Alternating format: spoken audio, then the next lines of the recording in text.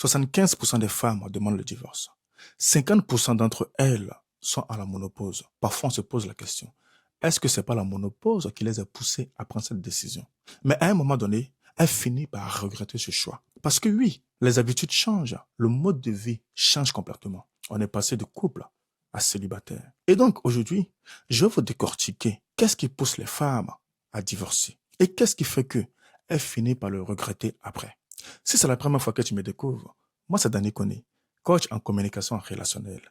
J'aide les hommes en couple à devenir de meilleurs maris. Alors si cette thématique te parle, abonne-toi. À travers mes coachings, les discussions profondes que j'ai avec les gens, j'ai remarqué une chose. Chez les femmes en général ont peur. Les femmes, quand elles ne sentent pas une sécurité émotionnelle à un endroit, il y a une peur qui augmente. Elle est déstabilisée. Et généralement, nous les hommes, on ne comprend pas cela. On ne comprend pas que notre femme, parfois, elle a besoin de parler. Notre femme, elle a besoin d'exprimer ses émotions. On ne comprend pas parfois pourquoi notre femme vient nous parler du potin du boulot.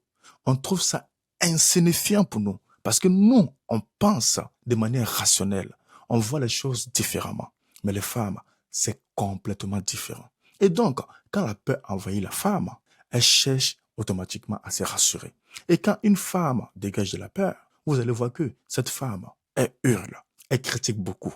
Parce que elle t'envoie un signal pour que tu te réveilles, pour que tu enlèves ce doute qui est en elle. Parce qu'elle se pose plusieurs questions. Est-ce qu'il m'aime? Est-ce qu'il n'a pas une autre femme? Est-ce qu'il ne préfère pas ses amis à moi? Donc, elle se pose plusieurs questions. J'ai eu une discussion très intéressante avec l'un de mes clients qui me disait, sa femme a commencé à lui gueuler dessus sur un sujet de la poubelle parce qu'il n'a pas sorti la poubelle. Et elle a tellement commencé à hurler dans la maison qu'à un moment donné, c'était intenable. Il était obligé de sortir de la maison pour qu'elle se calme.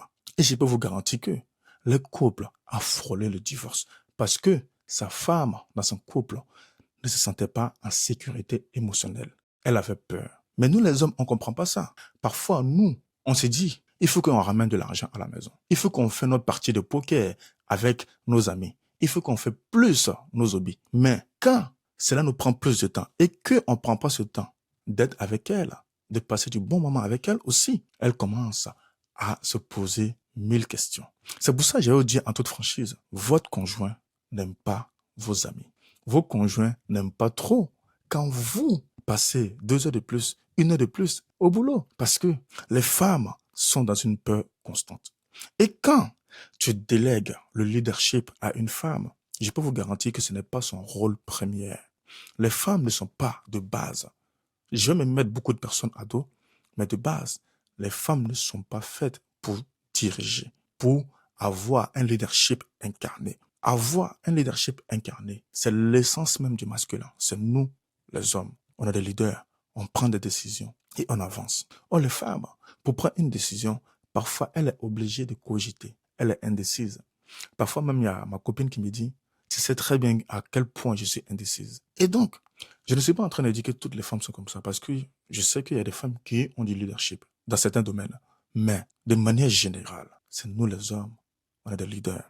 Et donc, quand tu délègues ta place de leader à une femme, et que ce n'est pas son rôle premier, ça va être catastrophique. Tu vas voir que ta femme va commencer à te crier dessus, à te prendre comme le 4e enfant de la maison. Et toi, tu vas commencer à te sentir petit dans ta propre maison. Même parfois, discuter avec elle va devenir très très compliqué. Tu vas préférer te plonger dans ton travail, dans tes hobbies, parce que vous n'aurez pas cette opportunité de parler. C'est parce que tu as fui ta place de leader et tu dois la reprendre. Donc, si tu veux restaurer votre mariage pour qu'elle te fasse plus confiance, tu dois incarner ton leadership, la donner cette sécurité émotionnelle. Qu'est-ce que je veux dire par là? Donner une sécurité émotionnelle à une femme, c'est simplement prendre le temps vraiment de l'écouter, de la comprendre, de chercher à savoir qu'est-ce qui la dérange. Oui, ça demande du boulot et c'est une compétence.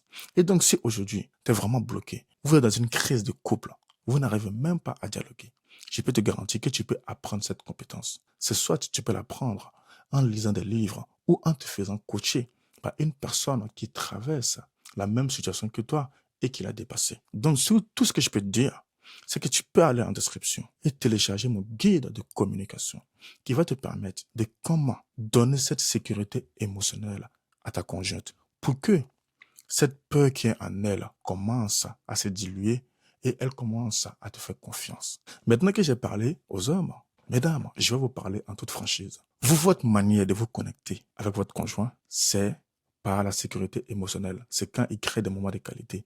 Il vous comprend, il vous considère, il vous respecte. Mais les hommes, pour qu'ils puissent se connecter à vous, c'est par le sexe. Je le répète. Les hommes, pour qu'ils puissent se connecter à vous de manière intense, qu'ils se sentent aimés, c'est pas le sexe. Tu me diras, ouais, si je n'ai pas envie, est-ce que je suis obligé de me donner à lui? Je ne t'oblige pas. Ne dites pas ce que je n'ai pas dit. Mais je t'envoie cette information qui est vraiment capitale. Les hommes se connectent avec les femmes, se sentent aimés à travers le sexe. Ça, c'est la chose principale qui est primordiale. J'ai écouté une interview dans Oprah Show où il y a une dame qui expliquait une situation de l'une de ses clientes qui vivait des tensions incroyables dans son couple. Et à un moment donné, elle a dit ceci. Ma cliente a fermé la porte à son conjoint, c'est-à-dire elle ne lui donnait plus l'espace au sexe. Et cela a généré beaucoup de conflits. À un moment donné, vu que elle ne lui donnait plus l'espace du sexe, le mec a commencé à s'énerver. Il ne lui donnait pas aussi cette sécurité émotionnelle qu'elle voulait. Et donc, ça a créé un cercle vicieux. Tu ne me donnes pas de sexe, je ne te donne pas cette sécurité émotionnelle, je ne te rassure pas. Et donc, ce cercle vicieux grandit autour du couple. Mais il faut que vous compreniez une chose. Quand vous coupez le sexe à un homme, tu lui envoies un message de manière indirecte que tu ne l'aimes plus. Quand tu coupes l'intimité à un homme, généralement, un homme se replie. Je ne m'adresse pas aux hommes qui sont des coureurs de jupons, qui n'en ont rien à foutre.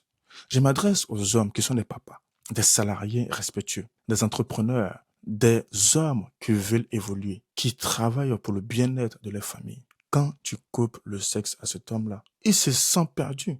Parce que si vous remarquez bien, ce type d'homme, vous devenez sa confidente. Moi, personnellement, je dis tout à ma femme. Je ne cache rien.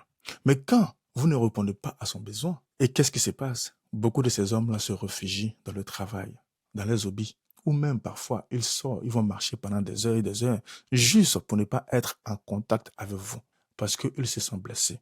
Refuser un besoin fondamental à un homme, c'est comme lui fermer la porte d'un stade de foot. Tu lui dis, tu n'as pas le droit à jouer avec tes camarades. C'est quelque chose qui le touche profondément. Je ne suis pas en train de dire, il faut se forcer à le faire parce que non, c'est pas le sujet.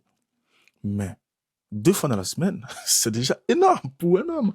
Je peux vous garantir que même le mec le plus performant au monde ne peut pas faire 20 minutes. Si on enlève le Viagra, le Jack Daniel, tous les trucs aphrodisiaques, on supprime tout ça, je peux vous garantir que moins de 15 minutes, il a fini. Ou même 3 minutes. Il y a d'autres même qui font 1 minute et cela crée des frustrations, oui, bien sûr. Mais c'est aussi simple que ça. Et quand vous refusez de vous connecter, ça crée un cercle vicieux. L'autre qui refuse de donner cette sécurité émotionnelle et l'autre qui refuse de répondre aux besoins de sexe de l'homme. Maintenant, la question que vous vous posez, comment sortir de ce cercle vicieux? La meilleure manière de sortir de ce cercle vicieux, c'est de vraiment parler en toute intimité et d'être vulnérable. Qu'est-ce que je veux dire par là? Dis en toute franchise à ta femme ce que représente le sexe pour toi. Parce que cette définition est différente pour chacun d'entre nous. Le dire et le verbaliser de manière honnête, de manière respectueuse. Mais si tu viens la voir et tu commences à le gueuler dessus, de toute façon, tu m'as privé de sexe, je n'ai rien à foutre, à un moment donné, il n'y aura pas de connexion. Et quand une personne est énervée, ça ne sert à rien de venir chercher à raisonner ou même à le accuser. C'est pas le bon moment. Est-ce que vous avez remarqué que nous les hommes, on peut débattre sur un sujet bien spécifique et malgré trouver un compromis, se comprendre sans partir dans les émotions. Mais les femmes, c'est complètement différent. Une femme, dès qu'elle parle d'un sujet, parfois elle met le cœur, elle met les émotions. Et donc 2 femmes peuvent aborder un sujet et pour finir, elles ne se parlent plus. Est-ce que vous avez remarqué dans votre entourage, à un moment donné, votre maman a refusé de parler à sa meilleure copine ou votre maman a refusé de parler à l'une de ses sœurs parce qu'il y a eu un problème. Donc les femmes sont beaucoup dans l'émotion, dans l'émotionnel. Et donc, si tu veux aborder ces vrais sujets-là avec elle et qu'elle te reproche des choses, en toute franchise, il faut que tu sois humble. Elle a la capacité de lui dire, chérie, je suis désolé, si j'étais offensé sur un sujet bien spécifique, je ferai attention la prochaine fois pour ne pas heurter ta sensibilité, pour la rassurer. C'est tout ce qu'elle demande. L'idée, ce n'est pas de te charger de tous ces problèmes, mais d'identifier le vrai problème et de chercher à avancer là-dessus pour que vous soyez un couple épanoui. Donc, mesdames, si vous voulez que votre relation dure, ou si vous ne voulez pas vivre une sorte de divorce et après vous regrettez après, prenez le temps vraiment de comprendre votre conjoint et de comprendre ce que le sexe représente pour lui. Et ensuite, répondre à ce besoin. Dans un couple, nous sommes dans une forme de réciprocité. Et je déteste le dire. Pour moi, quelque part, je déteste le dire. Une relation de couple, c'est comme une vente. Tu gagnes, je gagne. Une seule personne ne peut pas gagner et l'autre perd. À un moment donné, ce n'est pas ça. Et s'il n'y a qu'une seule personne qui gagne, à un moment donné, forcément, l'autre va se replier sur lui et cela va entraîner vers le divorce. Et ça, je trouve ça dommage. Messieurs, si vous vivez ce type de situation où il n'y a même plus de communication entre vous et votre conjointe et que vous avez besoin vraiment d'accélérer les choses pour éviter le divorce, prenez un appel avec moi. On va décortiquer ensemble, vraiment, comment on peut changer la donne. Comment vous pouvez développer cette compétence de savoir communiquer avec votre conjointe, de savoir la comprendre, de faire preuve de vulnérabilité sans supplier ou fuir ou sans passer par une thérapie interminable. Allez en description et prenez un appel avec moi. On va aller en profondeur et nous allons avancer ensemble, de homme à homme. J'espère que cette vidéo vous a parlé. Prenez soin de vous. À très vite.